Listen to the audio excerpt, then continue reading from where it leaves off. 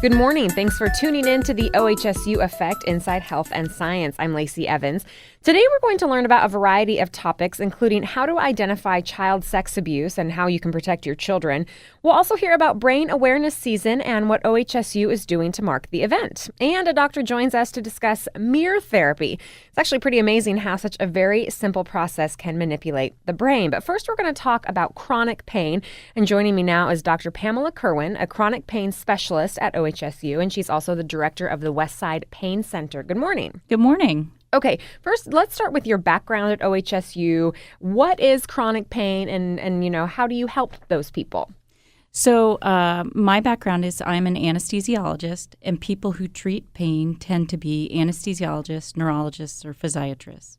And we all come at it from different directions. The primary approach to looking at patients in pain is multifactorial. So you really have to pull in all different sorts of treatments to effectively treat people in pain. It's a very difficult problem. Well, yeah, let's talk specifically about what chronic pain is. I mean, people might experience a pain in their arm, but I'm sure it's at a different level if you're suffering from chronic pain. Yeah, chronic pain is pain that lasts longer than a period of time that you would normally expect to heal. So someone who comes out of a surgery, you would expect their postoperative pain to last maybe 3 months.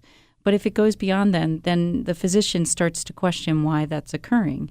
And that's when people start to presume that the pain has become a chronic problem. And when it becomes a chronic problem, most of the time, the message is now embedded in the nerves. So somewhere in the nervous system, the message has continued to message out that the patient's having pain, and maybe even the underlying initial problem has been fixed, but still the nervous system has kind of grabbed a hold of it and made it its own. Wow. Okay. So you said it's kind of multifaceted how you treat, but how do you treat chronic pain?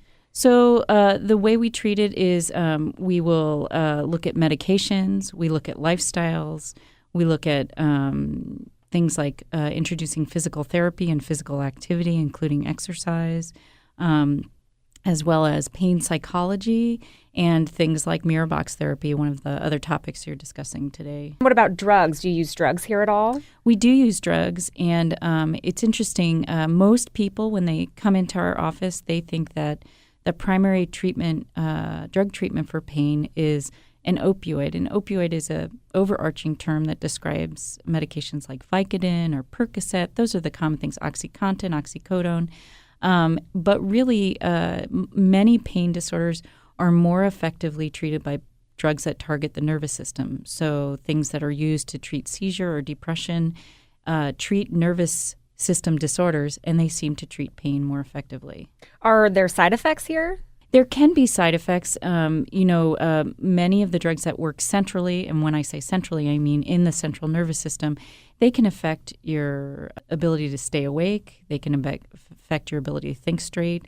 They can change your mood. So we do have to be really careful about those nervous system drugs. And the opioid drugs, so the Percocets, the morphines, those types of drugs, they actually can make you more painful over time. So even though they treat pain, they seem to make people more sensitive to pain, which becomes a problem. You get into a loop of trying to treat your pain, which you're making worse by using the medication, and it sort of escalates.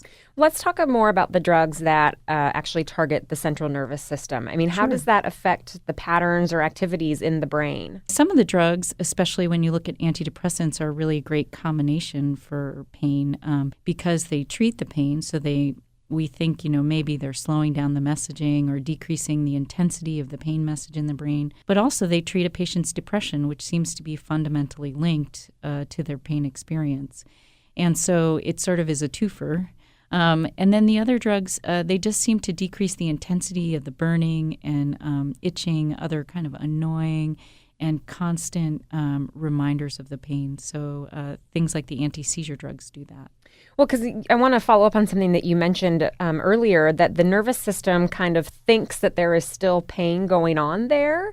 So, I mean, this is all connected to the brain, and is it almost like our brain is playing tricks on us? Is that how you would describe it? Yeah, you could think about it that way, and you could also think about treating your pain by tricking the brain in reverse. But there's evidence that the pain signal, is sort of captured either by our nerves out in our arms and legs in our body, but it's also sort of captured and hardwired into the spinal cord and brain.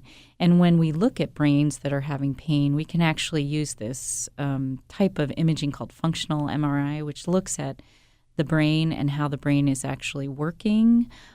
So it shows a pattern of area that recruits different areas of the brain to provide the pain signal. And sometimes that pattern exists even without the underlying pain problem in your arm or hand or leg.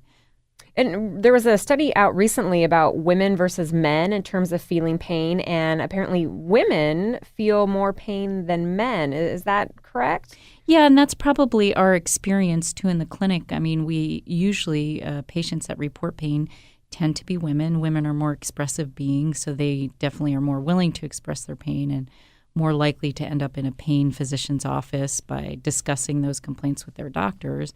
But also, they probably feel pain differently. There's a lot of differences in the brain of men and women, especially as it relates to how we develop with estrogen in our system versus testosterone. And we talked about drugs, but I kind of want to talk about the more simpler approaches that you take to treating chronic pain, like the Miratherapy. Do you want to discuss that a little bit? Yeah, so Miratherapy is fascinating because it's been a solution for some of the most difficult pain problems. So these are one where when we look at fMRI, or this functional imaging of the brain, we see that there's been remodeling in the brain because of the pain problem. So you'll see areas involved with sensation in the brain have actually atrophied in the absence of a limb, for instance. So let's say you had an amputation. Many people have heard of phantom limb syndrome, where the missing arm still is painful to the patient. And over time, the missing arm sort of retracts back in up to the shoulder where the arm has been amputated. But it's still there, and it's still painful, and it's painful just like it was prior to the injury. And what we see happening in the brain at the same time is that those areas in the brain where the amputation has occurred, the nerves have atrophied, which means they've gotten smaller. They don't know what to do with themselves anymore. And so they sort of project, the nerves actually project locally, grab onto other nerves, and then sort of give off these erratic pain signals. And what Mirabox therapy seems to do is actually restore that area that shrunk down to up to normal, because you fool the brain. And the way you do that is you put your hand into a box, your healthy hand, if you had an arm amputation, and you exercise it next to a mirror, and you're looking at the mirror image of your hand, which happens to be the side where the amputation occurred. And that's enough to fool your brain, and that's enough to fool your brain into growing the brain back.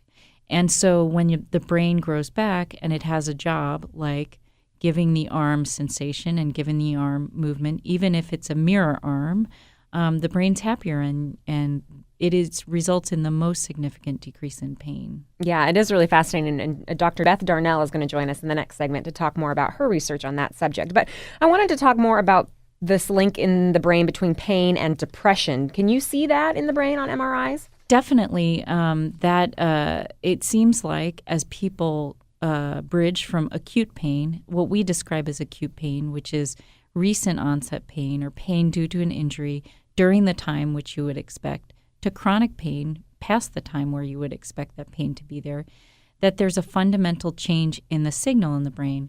And that now that as the patient starts to experience chronic pain, the areas of the brain involved with signaling the pain response now incorporate areas of the brain involved with depression.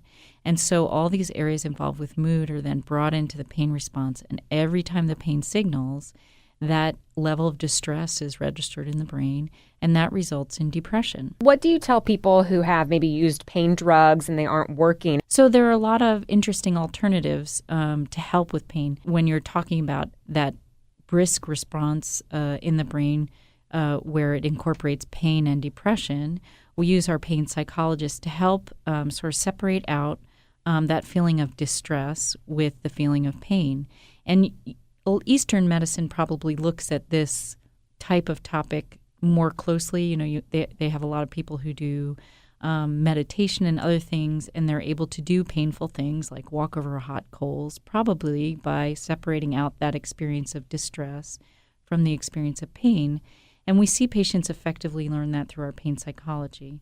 The other things we do is look really closely at lifestyles. Exercise is a wonderful reducer of pain. Dr. Pamela Kirwin, thank you so much. Thanks.